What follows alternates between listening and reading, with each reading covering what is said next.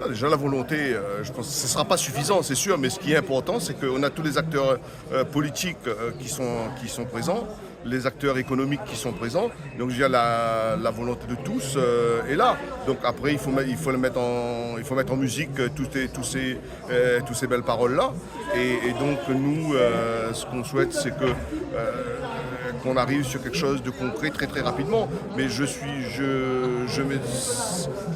sais aussi qu'en fin de cette journée, il n'y aura pas la solution pour faire bouger les lignes, mais je pense que la volonté, elle est là, et donc il n'y a pas de raison que ça ne se fasse pas.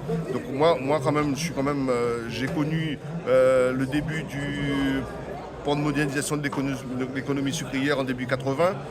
J'ai connu le plan de consolidation de l'économie sucrière, donc j'ai connu quand même pas mal de plans. Et donc la canne est toujours là, donc il n'y a pas de raison que la canne sera absente encore dans les prochaines années. La rémunération, la formule de paiement de la canne aujourd'hui n'est plus adaptée au contexte local. Par le passé, on avait plus de 5-6 usines, même plus sur le département. La technologie dans ces usines n'est plus la même. Aujourd'hui, l'extraction du sucre n'est plus la même. Je ne pense pas quand on brûle de la bagasse aujourd'hui chez Albioma, il y a encore du sucre dedans. Donc la totalité du sucre a été extraite de cette bagasse. Par le passé, on pouvait en douter. Et tous ces éléments-là font que je dis, c'est pour ça qu'on nous dit qu'il faut vraiment que les services de l'État puissent faire une audit chez chaque acteur pour vraiment déterminer